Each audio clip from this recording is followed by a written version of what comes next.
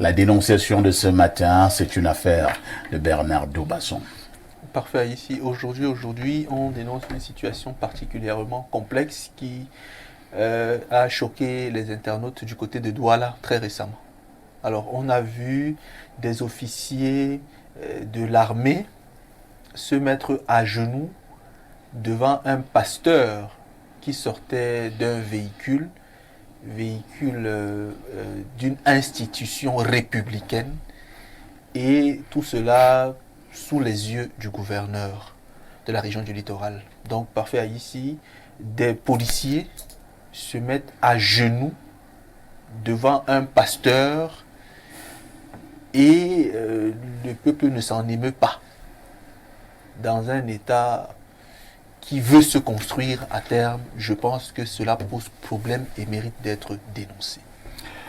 Nous allons commencer à commenter, mais nous allons demander à nos amis de la régie de nous caler cette vidéo pour qu'on puisse voir exactement ce qui s'est passé, voir comment le pasteur est en train de descendre du véhicule. Vous dites une institution de la République, cette institution a un nom, c'est un véhicule de la gendarmerie, et on a également vu des policiers et des gendarmes se mettre à genoux en signe d'allégeance devant ce pasteur, et parmi les photographes accrédités à ces grands événements, il y avait le gouverneur de la région du littoral. Ça, c'est l'information brute. Maintenant, vous allez analyser. Et comme il y a des percutants analystes sur ce plateau, je passe donc d'abord la parole à Bernard Oona. Bernard Oona, c'est une image qui a choqué plus d'un citoyen. Image rocambolesque, image surréaliste dans un État laïque.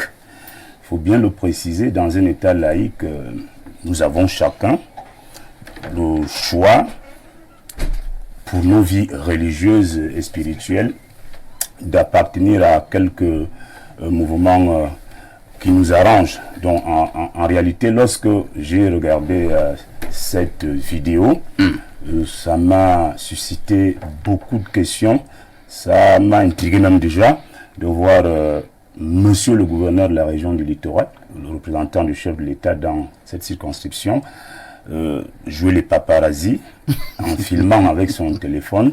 Je dois avouer et préciser que je n'ai pas vérifié, mais on m'a dit que le monsieur en question serait un diplomate accrédité à Yaoundé. Le monsieur qui descendait du véhicule? Oui, le pasteur, il serait un diplomate accrédité à Yaoundé. On va vérifier. Donc en même temps pasteur? Oui, en même temps pasteur. Alors, beaucoup de questions. Le gouverneur, comme je disais, c'est le représentant du chef de l'État dans une circonscription comme la région du littoral. Il est libre d'être croyant, il est libre d'être pieux, il est libre d'appartenir à quelque église de son choix, mais il incarne le pouvoir. C'est lui qui représente le chef de l'État dans cette région, dans cette circonscription administrative. Et dès lors qu'on le voit attendre un pasteur qui sort d'un véhicule de la gendarmerie nationale avec des femmes et hommes en tenue qui se couchent carrément à même le sol pour faire allégeance à ce pasteur en uniforme de nos forces de défense. Je pense que toutes les personnes qui ont regardé cette vidéo se sont posées beaucoup de questions, et je crois à mon humble avis que nos responsables à quelque niveau que ce soit doivent véritablement sévir. Il faut réagir. Il faut vraiment, en ce qui me concerne, je pense que les femmes et autres qui étaient en tenue et qui se couchaient à même le sol doivent être sanctionnées parce que la tenue qu'ils abordent là, c'est notre tenue. C'est avec l'argent du contribuable qu'on achète ça. C'est pour ça que... Je pense que nous avons la vidéo devant nous. Voilà. Vous voyez donc le monsieur qui descend là, c'est le pasteur. Et là, vous avez le véhicule de la gendarmerie. Voilà le véhicule de la gendarmerie. Voilà le monsieur qui descend, le pasteur. Dit-on, il serait diplomate accrédité à Yaoundé. C'est un pasteur également, dit-on, très puissant. Donc, et vous avez les gendarmes et les policiers à genoux. On va les voir là, les voilà. Voilà. La plupart, et vous avez le gouverneur qui est en position de photographe. Qui filme. Le gouverneur qui filme là. Personnellement, j'estime que c'est une image qui choque en République, parce que nous sommes en République.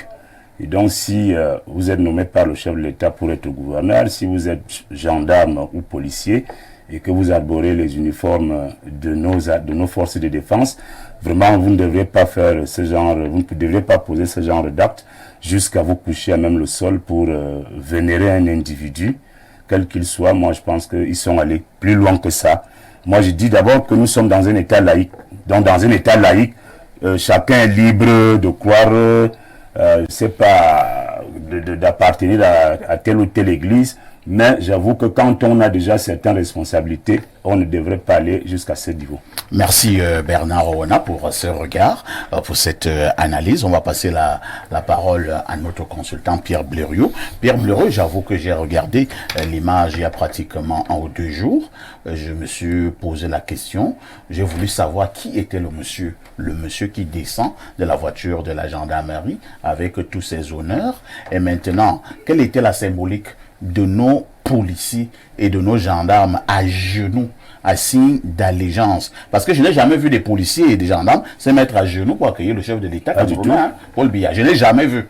Mais j'ai vu pour une première fois des policiers et des gendarmes en tenue à genoux devant un individu qui descend d'un véhicule de la gendarmerie nationale. Votre commentaire? Alors là, je vais m'adresser directement au gouverneur Ivaha Diboa. Sur le gouverneur, vous avez gaffé. Le voilà.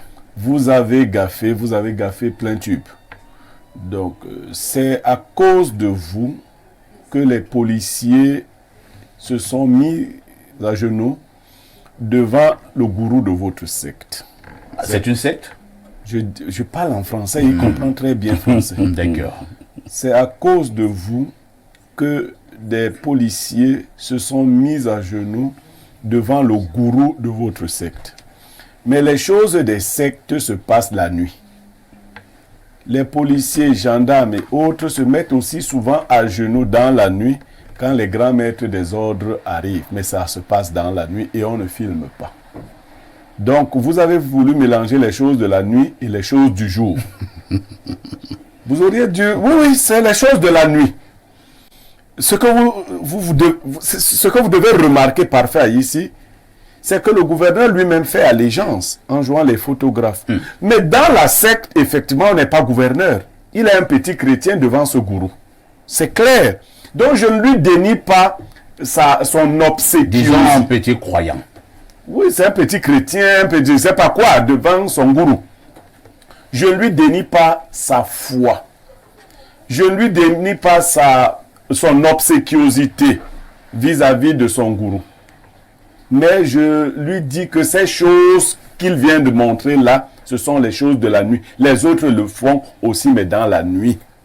Maintenant qu'il a fait en journée et qu'il est gouverneur du littoral, dans les usages, je crois que le ministre de l'AT va lui adresser un rappel à l'autre. C'est le minimum. Et plus loin, je suis sûr qu'il n'est pas content qu'on en parle là, mais ce n'est pas nous qui avons fait ça. C'est lui qui aurait dû penser à ça avant. Lui, il nous a envoyé les images pour qu'on les publie. Tout à fait. Et qu'on les commente. Il a donc fait de très mauvaises images. Et je ne sais pas, vous savez, ce qu'il y a donc de dangereux dans ces nouvelles formes de foi qui appartiennent à ces supermarchés de la foi, c'est qu'on vous enlève toute votre personnalité. Vous voyez, on vous enlève tout. La Bible dit que toute personne soit soumise aux autorités établies. Et parmi les autorités établies, le gouverneur est une autorité établie. Si vous êtes même gourou dans la nuit, dans vos sectes et autres, en journée, comportez-vous comme si c'était le gouverneur. Peut-être que Paul Biya appartient aussi à une secte et qu'il aurait des gourous là-bas. Mais Paul Biya ne permettrait jamais à aucun gourou de venir le ridiculiser. C'est ça le problème des nouvelles foi religieuses. C'est que le pasteur qui est un dieu, d'ailleurs vous savez ici au Cameroun, tous les autres gourous là, les gens de Dieu Nodor, Kamdem, les feux Tchala et Somba, ils sont nombreux, il y a plein de gourous là, mais ils se font appeler Dieu de tel. Donc c'est en cela que le gouverneur, maintenant pour les policiers, je crois que le DGSN a une équipe de surveillance du territoire et il y a le contrôle des services qui doit s'être mis déjà en branle pour identifier ces policiers. Parce que ces policiers sont des gens qu'on a ramassés, souvent on a mis à la police. Je crois que c'était que des femmes. Hein. Il y a des hommes. Non, quelqu'un qui sait ce que c'est qu'être homme en tenue policier. Mais si vous êtes en tenue, c'est l'État que vous arborez. L'État ne se met pas à genoux, comme l'État ne se mettra pas à genoux pour faire repartir Marc Brice. Donc l'État ne se met pas à genoux. Et là, vous avez mis l'État à genoux. Donc, ils doivent être rappelés à Yaoundé, subir leur punition, pour qu'ils sachent que s'ils appartiennent à une petite secte, ils doivent faire ça de nuit. En journée, on ne met pas la tenue à genoux. Seigneur, mais quand vous êtes entré dans la police, on ne vous l'a pas dit? C'est très grave. Très bien. Merci Pierre Blériot. On va passer la parole à Bernardo Basson. Bernardo, j'ai une autre préoccupation. Vous savez, j'avoue que je suis ignorant des usages des corps, que ce soit la gendarmerie ou bien de la police. On va un peu nous édifier tout à l'heure. Alors peut-être il faut aussi m'édifier. Qu'est-ce qui peut justifier que un monsieur donc comme celui-là sorte du véhicule de la gendarmerie? C'était un voleur qu'on avait arrêté? Objectivement, Mais oui. Rien. C'est une voiture de fonction. C'est une voiture qui est censée servir à la fonction de gendarme. On peut entrer, on peut aller chercher quelqu'un qu'on veut garder à vue, on le porte par là, un gendarme peut aller en mission, il va avec cette voiture. Mais porter des personnes comme celle-là, même sur le plan familial ou sur le plan amical, non. Les voitures de fonction ne sont même pas censées être utilisées par vos épouses ou par vos enfants pour leurs besoins privés. Fondamentalement, ce n'est pas le cas. Mais dans un pays exceptionnel, parfois on prend des choses sacrées et on les banalise, problématique. Moi j'ai 3 choses à dire dans cette affaire. Oui. La première, c'est que le Cameroun n'est pas un État religieux. C'est un État, c'est une république qui est laïque. À la base, vos religions sont censées être privées. Parfait, ici, est-ce que vous savez si le président Biya est dans un ordre ou pas? Pas du tout. Il peut y être ou il peut ne pas y être, ça ne nous concerne pas. Ça reste privé. Le gouverneur, une fois qu'il devient une institution, il incarne une institution, n'a plus le droit de venir sur la place publique, nous imposer ces orientations religieuses. Ça ne nous sert à rien. De même, ceux qui des fois vont dans les ministères et mettent leur natte et prient dans les ministères, Oui, à l'entrée des ministères. Il ne devrait pas le faire en principe. Il devrait trouver un espace public qui est aménagé pour les moments de prière et prier là-bas. Pas au sein. L'institution est pour tous les Camerounais sans exception. Et votre religion n'a pas à venir impacter les institutions et paralyser le système. Ce n'est pas comme ça que les choses se passent dans un pays qui se veut normal. Si tu es chrétien, si tu es musulman, tu es juif, etc., il y a des lieux de culte qui sont aménagés ou des espaces publics aménagés pour des circonstances comme celle-là. Vous allez là-bas, vous priez. Moi, j'étais encore, je ne sais même pas là où j'étais. Ça devait être à Yaoundé ici. Hein. Je passe là, sur une route. Ça devait être vers Essos ou je ne sais pas quel quartier. Je vois des gens qui ont bloqué la route. Ils ont des nattes partout là au sol. Une route comme la route qui part des Foulanes vers la poste centrale. Les gens sont là. Ils tapent le front au sol et tout ça. Ils ont bloqué toute une route. Et vous êtes obligé d'aller dans les sous-quartiers, aller contourner sur des mauvaises routes. Les voitures se cassent et tout ça. J'ai dit, ben c'est pas possible. La route est On n'est pas contre la religion. Mais comme vous dites Bernardo Basson, il y a des lieux de culte, des lieux de prière, ainsi de suite, ainsi de suite. Si vous savez pourquoi ça se passe comme ça. Je ne sais pas pourquoi. Non, ça se passe comme ça parce que nous estimons que nous avons peur de nos frères qui pour la plupart du Nord sont musulmans et votent le RDPC. Ah bon? Non, il faut, quand on ira vers la République... Les chrétiens ne votent pas le RDPC. Non, quand on ira un jour vers la République, on va enlever ce genre de pratiques villageoises. Les gens bloquent toute une route. Ce n'est pas que ça.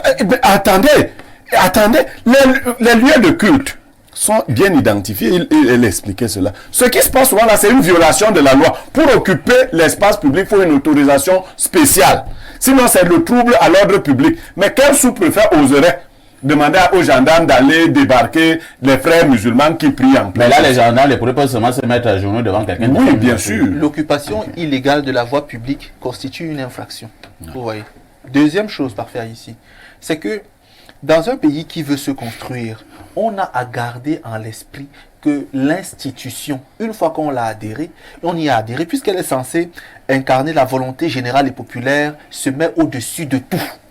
Et donc les hommes en tenue, conscients de cela, doivent savoir qu'ils n'ont pas à tirer révérence à qui que ce soit pour des raisons religieuses, de manière publique et avec l'uniforme public. Ça n'a, même quand le pape vient ici, au Cameroun, pour les catholiques, ils ne font pas cela.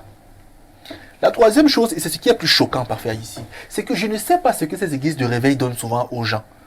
J'ai l'impression que quand ces gens y entrent, on leur enlève systématiquement le cerveau, on laisse une coquille vide.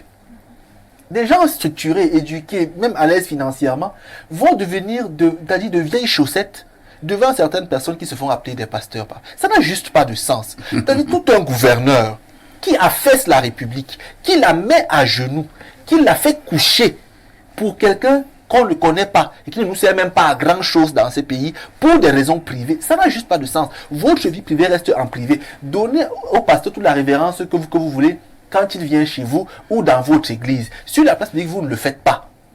Je ne peux pas arriver, vous savez moi de quel courant religieux moi je suis. Je ne peux pas arriver quelque part et parce que j'ai mes attributs, un policier se met à genoux devant moi. Mais je vais lui dire, mon frère, mais tu es malade. C'est l'État qui me donne l'autorisation, parce que l'État est laïque, de faire ce que je veux. Ce n'est pas à moi de te soumettre, c'est à moi de me soumettre à l'État, parce que j'y ai adhéré. Dans notre pays tel que c'était constitué avant, c'était les clans et les familles, les tribus. Dans la tribu, il y a le chef. On se soumet à lui. Au Cameroun, Paul Biya n'est même pas un chef, il n'est pas un roi, c'est un président. Donc on n'est même pas soumis à lui, on le respecte. Parce que les textes encadrent sa fonction et les rapports qu'il a à entretenir avec nous. Parfois, est-ce que les policiers, vous les voyez aussi grossièrement se mettre à genoux devant Paul Biya? Pour beaucoup, ils baissent juste la tête même. Pour beaucoup, vous voyez, c'est pas souvent à genoux avec le ventre au sol. Mais vous voyez vraiment le faire devant quelqu'un comme ça. C'est pour ça que ça ressemble à quoi? Vraiment, je pense que le Minat doit sévir. Vraiment, il doit sévir et montrer au gouverneur que bon, une fois n'est pas coutume, c'est une erreur, mais ne refait plus jamais ça. Et pour ces policiers, leurs autorités doivent vraiment les punir. On ne met pas l'uniforme républicain au sol pour des affaires d'église. Merci. Ça n'a juste pas de sens. Merci Bernardo Basson. De toutes les façons, nous attendons donc les réactions de toutes ces autorités, hein, en commençant par le MINAT, le DGSN et certainement aussi le secrétaire d'État à la Défense en charge de la gendarmerie que l'on appelle le CED. À tout de suite pour la suite.